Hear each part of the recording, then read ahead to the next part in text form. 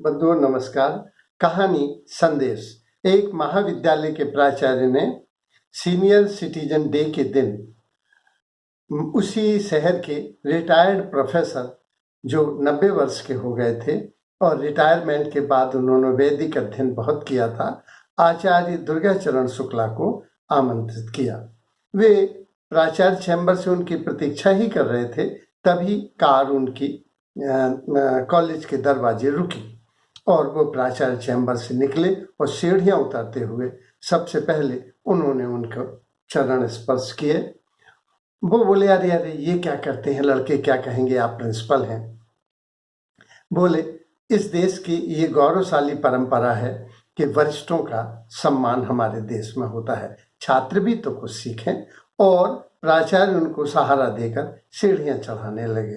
बोले, नहीं नहीं, मैं खुद ही चढ़ूंगा, थोड़ा धीमा चढ़ूंगा, आप चलें सर और मैं धीमे धीमे आ जाऊंगा। प्राचार्य उनको छोड़कर सीढ़ियां चढ़ते हुए अपने चैम्बर चले गए और वे धीमे धीमे सीढ़ियां चढ़ ही रहे थे। तभी कुछ फैशन परस्त लड़के लड़कियां वहां से निकले, जिनकी वेशभूषा छोटे छोटे पैंटी पहने हुए, बाल यहाँ के बने हुए और यहाँ लंबे लंबे बाल रखे, और कुछ लड़के लड़कियों जैसे बाल रखे। ऐसे वे विचित्र वेशभूषा में आ रहे थे और कह रहे थे, ये बुढ़ऊ ज्ञान देंगे गंगा का, गाय का, गीता का। दूसरा लड़का बोला कि ये वही आत्मा परमात्मा की बात करेंगे, स्वर्ग नर्क की बात करेंगे। इन्हें पता नहीं है कि अब लिविंग रिलेशन शुरू हो गया है, हैप्पी मैरिज शुरू हो गई है, आर्टिफिशियल इंटेलिजेंस या क्या है उसके बारे में कुछ नहीं बताएंगे, वही टीवी, मोबाइल, इंटरनेट की बुराई करेंगे। ये यही सुनने के लिए वहां थकने के बहाने बैठ गए और लड़के नीचे उतरकर बातें कर रहे थे कि स्वर्ग नर्क कुछ नहीं होता है, ये सब कपोल कल्पना है। प्राचीन हमारे यहाँ साइकिल तक तो बनी नहीं, जितना जो कुछ हम वैज्ञानिक प्रगति कर रहे हैं ये सब कुछ पश्चिम की ही देन है। और भूत प्रेत और आत्मा परमात्मा पर वैज्ञानिक विश्वास नहीं करते। इतना कहते कहते बच्चे निकल गए और ये भी उठे और सीढ़ियां चढ़ के आगे पहुंचे। जैसे ही ये चैम्बर में पहुंचे वो बोले, सर टाइम हो गया है, अपन सभा कक्ष में चले। सभा कक्ष में जैसे ही पहुंचे तो देर हो चुकी थी। अनाउंसर ने, जो उद्घोषक था, उसने बिना किसी औपचारिकता के थोड़ा सा परिचय देकर जो मुख्य अतिथि को है वो लेक्चर स्टैंड पर आने को आमंत्रित किया। वो सर्वप्रथम आए और बोले, देखो बच्चों, तुम भी फैशन में हो, हम भी फैशन में हैं। तुमने यहाँ के बाल बना रखे हैं, हमने यहाँ के बाल भगवान ने हमारे खत्म कर रखे हैं, हम भी फैशन में हैं। और नीचा गर्दन करके दिखाने लगे कि देखो, ये उनकी चिकनी खोपड़ी देखकर बच्चे हंसे भी। बोले, उदीयमान नक्षत्रों, तुम ऊर्जा और ऊष्मा से भरे हुए प्रकाश पुंजो, तुम ऋषियों की संतानों, तुम उमंग उत्साह से भरे सितारों, तुम सूरज के हस्ताक्षरों, तुम्हें मैं प्रणाम करता हूँ। विगत पीढ़ी अपनी वर्तमान पीढ़ी को प्रणाम करती है। जैसे उन्होंने प्रणाम किया, लोगों को बहुत अच्छा लगा। वो बोले, हम सबसे पहले आप छात्रों से एक ही प्रश्न करना चाहेंगे। वो मुझे बताओ कि जो किसी से प्रेम करता है, जो लगाव रखता है, जो सौंदर्य संपत्ति पाने के लिए लालायत है, जो सत्ता पाना चाहता है, जिसका कोई लक्ष्य है, जो पड़ोसियों से, अपने मित्रों से, पत्नी से, पुत्रों से, पशुओं से, पक्षियों से प्रेम करता है, वो क्या बूढ़ा होता है? मैं उमंग उत्साह से अपने जोश खरोश से लगा हुआ हूँ। मैं रोज सुबह उठता हूँ ब्रह्म मुहूर्त में और 6-6 घंटे आज की उम्र में भी काम करता हूँ, तो क्या मैं बूढ़ा हूँ? लोगों ने कहा, नहीं नहीं सर। बोले, बूढ़ा तो वो है जो उदास है, खिन्न है, निराश है, जिसका वर्तमान में कोई लक्ष्य नहीं है, जो वर्तमान को बोझ की तरह जी रहा है। बूढ़ा तो वो है जो लक्ष्य विहीन है, जो किसी से प्रेम नहीं करता, जिसे सौंदर्य, संपत्ति, सत्ता हिलाते नहीं हैं, जो कुछ पाना नहीं चाहता, अब सब खोना ही खोना चाहता है और बड़ा निराश और उदास है। निश्चित ही लोगों ने कहा कि निसंदेह सर वही बूढ़ा। बोले देखो, उम्र तो ऐसी है कि बढ़ती जाती है, लेकिन अपना कंट्रीब्यूशन क्या है? आज हमने जो पाया, पश्चिम में लोग उनके पद के सामने सैलरी भी नोटिस बोर्ड पर लिखते हैं। क्या वो उतना काम कर रहे हैं? हमको जो पेंशन मिल रही है, क्या हम उसको समाज के लिए केवल पैरासाइट हैं, पेंशन ही पाना है? नहीं, हमने अपने समाज के लिए क्या किया, अपनी संस्था के लिए क्या किया, इसका भी ध्यान रखना चाहिए। और मैं इसका ध्यान रखता हूँ। तो बोले जो कर्तव्य पर आरूढ़ है, जो सेवा और सम्मान कर रहा है, क्या वो बूढ़ा है? लोगों ने कहा नहीं।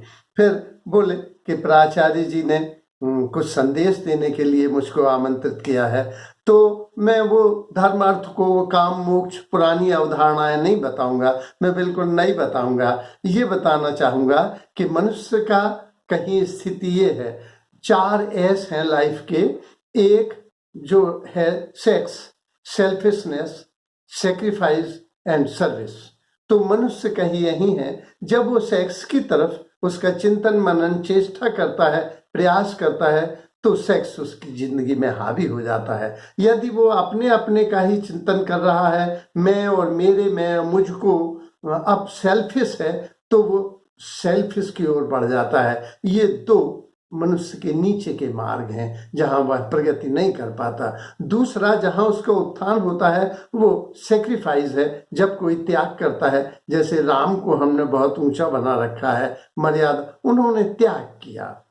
तो कोई वीरता की वजह से ही नहीं, ऐसे तो सैकड़ों रावण इतिहास में मारे गए हैं, लेकिन उन्होंने त्याग किया, उन्होंने आज्ञाओं का पालन किया, और जो सेवा कर रहा है वो ऊंचा हो जाता है। फिर उन्होंने एक पेंसिल उठाई, बोले देखो बेटे, ये शीश इसकी बहुत कोमल होनी चाहिए, उसी तरह से तुम्हारे अंदर, जैसे इस पेंसिल के अंदर शीश है, ऐसे तुम्हारे हृदय में उदात्त विचारों से, उदात्त गुणों से तुम्हें अलंकृत होना चाहिए।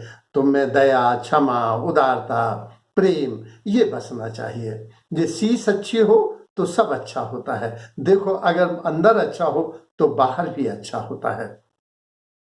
दूसरा, ये पेंसिल सॉफ्ट होना चाहिए, इसकी लकड़ी। अगर ये सॉफ्ट नहीं होगी तो फिर ये कढ़ेगी ठीक से नहीं, इसलिए हमें इसको काढ़ने के लिए विनम्रता जैसे हम व्यक्तित्व में हमें विनम्रता रखनी चाहिए, ताकि हम काढ़ सकें। जो बहुत रिजिड होते हैं, बहुत अक्खड़ होते हैं, जिद्दी होते हैं, हठी होते हैं, उनकी लकड़ी जिस तरह से पेंसिल की कठोर होती है, वो कढ़ नहीं पाते, तो वो कढ़ते नहीं हैं, वरन उन्हें विनम्र होना चाहिए। तीसरा, बेटा इसको रोज रोज छिलना चाहिए, क्योंकि छिलने से उसी तरह से विवेक रूपी स्वमूल्यांकन कर हमें शास्त्रों का, साथियों का, समय का के मूल्यांकन के अनुसार, समय के अनुसार ढलना, अपने व्यक्तित्व को ढालना चाहिए।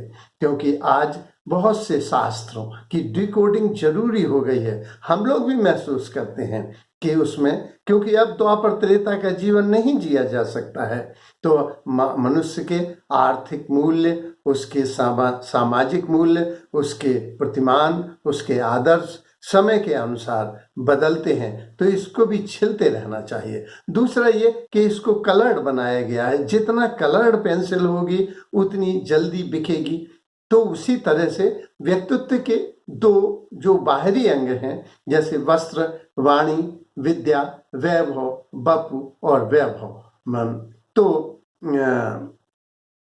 ये सब चीजें, जैसे वस्त्र हमारे अच्छे होना चाहिए, क्योंकि गंदे वस्त्रों में कैसे पहचाने जाओगे कि तुम भिखारी हो, कि तुम सम्राट हो, कि तुम साधु हो, कि तुम सैनिक हो। वस्त्र बड़े महत्वपूर्ण हैं। तो वस्त्र और उम्र, अवसर के अनुरूप होना चाहिए, पद के अनुरूप होना चाहिए तो हमारे वस्त्र। दूसरा, हमारी वाणी बड़ी मेलोडिक होना चाहिए। अभी कुछ बच्चे बड़े हार्श ढंग से कह रहे थे, बात तो वो सही कह रहे थे कि पुराने लोग गंगा गीता की बात करते हैं, वेद पुराणों की बात करते हैं, तो वो बात तो सही कह रहे थे, लेकिन उनके कहने का ढंग बहुत हार्श था।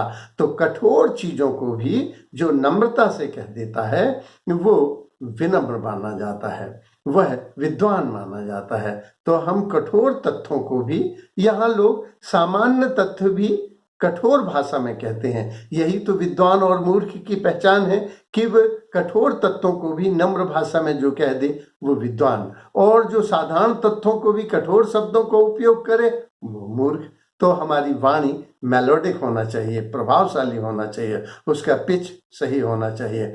फिर हमारी जो वाणी, विद्या, हमको खूब पढ़ा लिखा होना चाहिए, इसलिए पढ़ो और डिग्रियां प्राप्त करो, क्योंकि फर्स्ट इम्प्रेशन तो वही देंगे।